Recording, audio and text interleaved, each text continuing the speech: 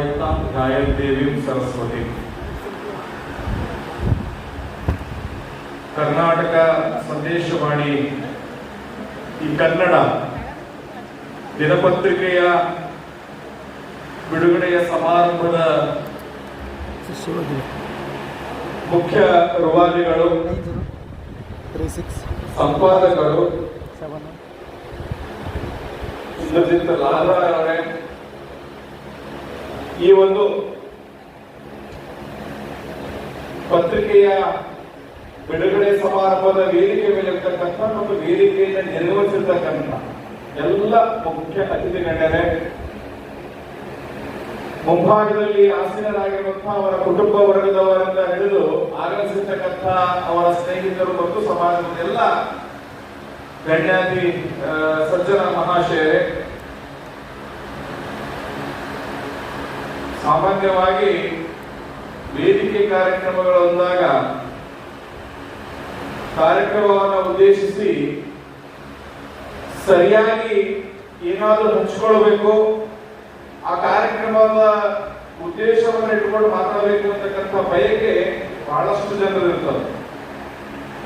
ಮತ್ತು ಮಾತನಾಡುವ ಸಂಖ್ಯೆನೂ ಕೂಡ ಇಲ್ಲಿ ಬಹಳಷ್ಟು ಇದ್ರೂ ಕೂಡ ಕಾರ್ಯಕ್ರಮದ ಸಮಯದ ಅರಿವನ್ನು ಇಟ್ಟುಕೊಂಡು ಗುರುಗಳೇ ಮಾತನಾಡಲಿ ಅಂತ ತಿಳ್ಕೊಂಡು ನನ್ನ ರೋಹಿತ್ ಸರ್ ಇರ್ಬೋದು, ಅಶೋಕ್ ಪ್ರಧಾನ್ ಅವರು ವೇದಿಕೆ ಮೇಲಿದ್ದವರು ಕೂಡ ಹೇಳಿಬಿಟ್ರು. ಇಂದ್ರಜಿತ್ ಲಾಲ್ರಾಯ್ ಅವರ ವಿಚಾರಗಳನ್ನು ನೋಡಿದ್ರೆ ನಮ್ಗೆ ಬಹಳ ಆಶ್ಚರ್ಯ ಅನಿಸ್ತದೆ. ಒಂದ್ಸಲ ನನಗೆ ಯಾರೋ ಒಬ್ರು ಹೇಳಿದ್ರು, ಒಂದು ಎಲೆಕ್ಷನ್ ನಿಂದವರಿಗೆ, ಆಮೇಲೆ ಇನ್ನೊಂದು ಪತ್ರಿಕೆ ಮಾಡೋವರಿಗೆ ಯಾರು ಯಾಕೆ ಇಲ್ಲಿ ಹೇಳಲಿಕ್ಕಿಲ್ಲ ಅಂದ್ರೆ ಇದೊಂದು ತಪ್ಪರೆ ಹೇಳಲಿಕ್ಕಿಲ್ಲ. ಅಲ್ಲಿ 4 ಜಲಪಾತಗಳದಾವ. ಒಂದು ರಾಜ, ರಾಕೆಟ್, ರೋರೋ, ಲೇಡಿ ಅಂತಕ್ಕಂಥ 4 ಜಲಪಾತಗಳದಾವ. ಆ ಜಲಪಾತಗಳ ಕೆಳಗಡೆ ಒಂದು ಈ ನೀರಿನ ಬುಗ್ಗೆ ಅಂತಿರ್ತದೆ. ನೀರ್ ಮೇಲೆ ಹಾರ್ಬೇಕಂತ ಏನಂತಿರೋ ಕಾರಂಜಿ ಅಂತೀರ, ಬುಗ್ಗೆ ಅಂತಿರೋ ಕಾರಂಜಿ ಅಂತಿರ. ಅಂದ್ರೆ ನೀರು ಬಹಳ 2-3 ಕಿಲೋಮೀಟರ್ ದೂರದ ಮೇಲಿಂದ ಬಂದು ಓಡ್ತಾವ. ಬಹಳ ರಮಣೀಯವಾಗಿರ್ತದೆ ನೋಡಕ್ಕೆ. ಅಲ್ಲೇ ಹುಟ್ಟಿರ್ತಕ್ಕಂಥ ಒಂದು ಕಾರಂಜಿ ಅಂತ ಆ 4 ಜಲಪಾತಗಳು ಹೇಳ್ತಿದ್ವು ಅಂತ ನೋಡ, ನಾವು ಎಷ್ಟು ಚಂದ ಮ್ಯಾಲಿಂದ ಹೊಡ್ಲಿಕ್ಕೆ ಜನ ನಮಗೆಲ್ಲ ನೋಡ್ಲಿಕ್ಕೆ ಬಂದಾರ ಅಂತ ಆ ಜಲಪಾತಗಳು ಹೇಳಿದ್ವು. ಅದಕ್ಕೆ ಆ ಬುಗ್ಗಿ ಹೇಳ್ತಂತ, ನಿಮಗ ಬೀಳಲಿಕ್ಕೆ ಮ್ಯಾಲಿಂದ ಅವಕಾಶದ, ನೀವು ಹರಿಲಿಕ್ಕೆ ನಿಮ್ಗೆ ನೋಡ್ಲಿಕ್ಕತ್ತಾರ, ಆದ್ರೆ ನಾನು ಏನ್ ಇಷ್ಟೇ ಹಾರ್ಲಿಕ್ಕತ್ತೀನಲ್ಲ, ನನ್ನ ಸ್ವಯಂ ಪ್ರಯತ್ನದಿಂದ ಹಾರ್ಲಿಕ್ಕತ್ತೀನಿ ಅಂತ ಹೇಳ್ತಾನೆ. ಹಂಗ ಪಾಪಿ ಬಲರಾಮ ಆಗಿರ್ಬಹುದು, ಬಂದಿರ್ತಕ್ಕಂಥ ರಂಜಿಕಾ ಆಗಿರ್ಬೋದು, ಇವತ್ತು ಈ ಒಂದು ಪತ್ರಿಕೆ ಪ್ರಾರಂಭ ಮಾಡಿರ್ತಕ್ಕಂಥ ಇಂದ್ರಜಿತ್ ಲಾಲ್ರಾಯ್ ಅವರು ನಮಗಳಿಗೆ ಯಾವುದೇ ವಿಶೇಷ ಸವಲತ್ತುಗಳಿಲ್ಲ.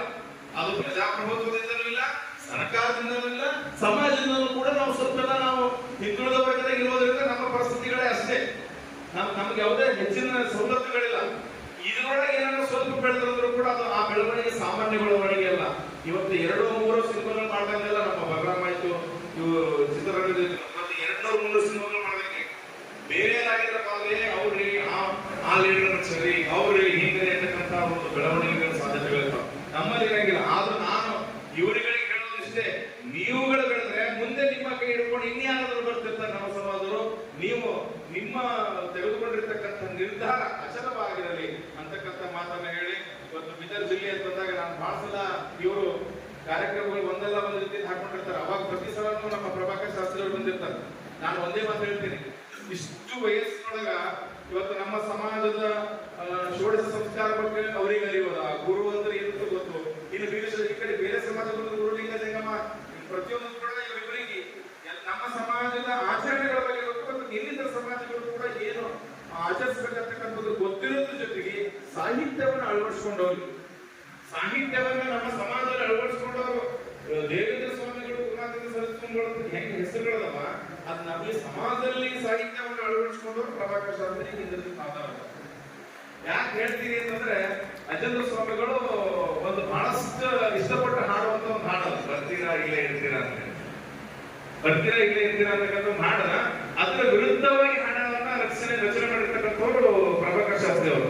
ಅದಕ್ಕೆ ಅಜೇಂದ್ರ ಸ್ವಾಮಿಗಳಿಗೆ ಅವ್ರು ಹೇಳಿದಿರುತ್ತೆ, ಗುರುಗಳೇ ನೀವು ಯಾವಾಗ ಈ ಹಾಡ ಹಾಡ್ತೀರಿ, ಅವಾಗ ಇದನ್ನು ಹಾಡಬೇಕಂತೇಳಿ ಅವರು ಯಾವಾಗ ಬರ್ತೀರಾ ಇಲ್ಲೇ ಇರ್ತೀರಾ ಅಂತ ಹಾಡುವಂತ ಸಂದರ್ಭದೊಳಗೆ ಪ್ರಭಾಕರ್ ಶಾಸ್ತ್ರಿ ಅವರು ಕೂಡ ನಾ ಹೆಂಗ್ ಬರ್ಲಿ, ನೀವೆಲ್ಲ ಕರೀಲಿಕ್ಕೆ ಕರೆ ನನ್ ಇದೆಲ್ಲ ಬಿಟ್ಟು ಹೆಂಗ್ ಬರ್ಲಿ ಅಂತಕ್ಕಂಥ ಒಂದು ಹಾಡವನ್ನು ಬಹಳ ಸ್ವಾರಸ್ಯಕರವಾಗಿ ಅವರು ಕೂಡ ಬರುತ್ತಾರೆ. ಇವರು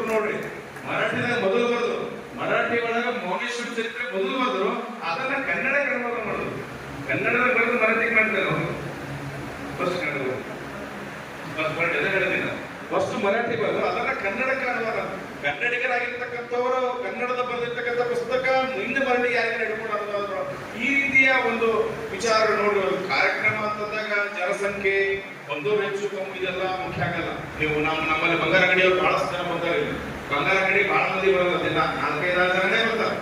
ನೀವು ಬೇರೆ ಬೇರೆ ಅಂಗಡಿ ಮುಂದೆ ಹೋಗಿ ನೋಡ್ರಿ, ಕಿವಿ ಹೇಳ್ತಿರ್ತದೆ ಹೌದು. ಹಂಗ ಇದು ಬಂಗಾರ ಅಂಗಡಿನೇ ಇವೆಲ್ಲ ಜ್ಞಾನ, ಇವೆಲ್ಲ ವಿಷಯ ಅಂತಕ್ಕಂಥದ್ದು ವಿದ್ಯೆಗೆ ಸಂಬಂಧಪಟ್ಟಿದ್ದು. ಇದು ವಿದ್ಯೆ ಜ್ಞಾನ ಅಂತಕ್ಕಂಥದ್ದಾಗ ಇದು ಎಲ್ಲರೂ ತಿಳಿಯೊಳಗೆ ಹಿಡಿಯಂಗಿಲ್ಲ. ಒಬ್ರು ಯಾರೋ ಸಂಸ್ಕೃತದ ಪ್ರವಚನಕಾರರು 3 ಗಂಟೆ ಪ್ರವಚನ ಮಾಡಿದ್ರು, ಮಾಡೋದು ಅವಾಗ ಹೇಳಿರ್ತಾರೆ ಗುರುಗಳೇ 40 ನಿಮಿಷಕ್ಕೆ ಬ್ರೇಕ್ ತಗೊಂಡು ನೀವು ಬ್ರೇಕ್ ತಗೊಂಡ್ರೆ ನಮ್ಗೆ ಅಂದ್ರೆ 3 ಗಂಟೆ ಸಿನಿಮಾವನ್ನ ಕುಂತು ನೋಡ್ಲಿಕ್ಕೆ ನಮ್ಗೆ ಟೈಮ್ ಆರಾಮ್ಸೆ ನಡೀತದೆ. ಆದ್ರೆ ಯಾವುದೋ ಒಂದು ವಿಷಯದ ಮೇಲೆ ಉಪನ್ಯಾಸ ಮಾಡಲಿಕ್ಕಿರೋ ಅಥವಾ ಸಂಸ್ಕೃತ ಪುರಾಣ ಅದಕ್ಕೆ ಜನಗಳಿಗೆ ಸರಿಯಾಗಿ ಒಳಗೆ ಹೋಗಂಗಿಲ್ಲ. ಇದು ಯಾವುದು ಅಂತಂದ್ರೆ ಇದು ಅಮೃತ ಧಾರಣೆ. ಅದಕ್ಕೆ ಇಂದ್ರಜಿತ್ ನಾದರ್ ಅವರಿಗೆ ನಮ್ಮ ಆಶೀರ್ವಾದ ಏನಂತಂದ್ರ ನೀವು ಶತಾಯುಷಿಗಳಾಗಿ ಬದುಕ್ರಿ.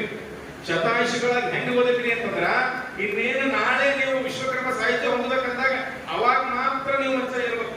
ಅಂದ್ರೇನು ಅವರು ಗಟ್ಟಿಯಾಗೇ ಇರ್ಬೇಕು. 100 ವರ್ಷನೂ ಕೂಡ ಕೈ ಕಾಲು ಯಾರು ಅವ್ರಿಗೆ ಸೇವೆ ಮಾಡಿರ್ಬಾರ್ದು.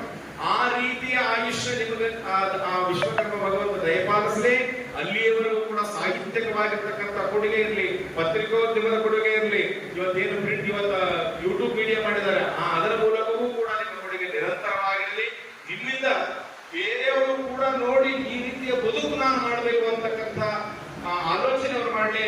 ಅದಕ್ಕೆ ಇಂದ್ರಜಿತ್ ನಾದರ್ ಕುಟುಂಬದವರಿಗೆ ಎಲ್ಲರೂ ಅವರ ಮಕ್ಕಳಿಗೂ ಅವರ ಸೊಸೈಟಿಗೂ ಅವರ ಮಕ್ಕಳಿಗೆ ಹೇಳೋದಿಷ್ಟೇ, ಅವ್ರು ಎಂತ ಶ್ರೇಷ್ಠ ಗುರುಗಳಪ್ಪ ಅಂತಂದ್ರೆ ದೊಡ್ಡ ಸಮಾಜದ ಗುರುಗಳು. ಅವರು ಬಂದಾರ ಅಂತ ನಾನು ನೋಡ್ತಿರ್ತೀನಿ. ಯಾರನ್ನ ಬಂದರಪ್ಪ ಅಂತಂದ್ರೆ ನಮ್ಮವ್ರಿಗೆ ಬರೀತಾರ ಹೊರತು ಅವ್ರಿಗೆ ಗುಣಗಾನ ಮಾಡಿದ್ರೆ ಹೆಸರ. ಅವ್ರು ಬಂದಾರಂದ್ರು ಮೊದಲ ಮನೆಗೆ ಗುರುಮನೆಗೆ ಕಳ್ಕೊಂಡು ನಮ್ಮ ಹೆಸರು ಕೂಡ ಹೇಳಿದ್ರು. ಇದು ತಾಕತ್ ಹೆಂಗಿರ್ತಂದ್ರೆ ನನ್ನ ಗಂಡ ಇವನೇ ಇರ್ತದ, ಗಂಡ ಹೆಸರು ಹೇಳ್ತಕ್ಕಂಥ ಪತಿವ್ರತೆ ಧರ್ಮ ಇರ್ತದಲ್ಲ, ಆ ಧರ್ಮವನ್ನ ಇಲ್ಲಿ ಪಾಲನೆ ಮಾಡಿದ್ರು. ನನ್ನ ಮನೆ ಗುರು ದೊಡ್ಡದು ಸ್ವಾಮಿ, ನಾನು ದೊಡ್ಡದು ಸ್ವಾಮಿ ನನ್ನ ಮನೆ ಗುರು ಅಂತಕ್ಕಂಥ ಇದು ಜ್ಞಾನ. ಇವತ್ತ ಬರೇ ಬರೆಯೋದ್ರಿಂದ ನಮ್ಮನ್ನ ನಾವು ಬದಲಾವಣೆ ಮಾಡ್ಕೊಳಕ್ಕಾಗಲ್ಲ.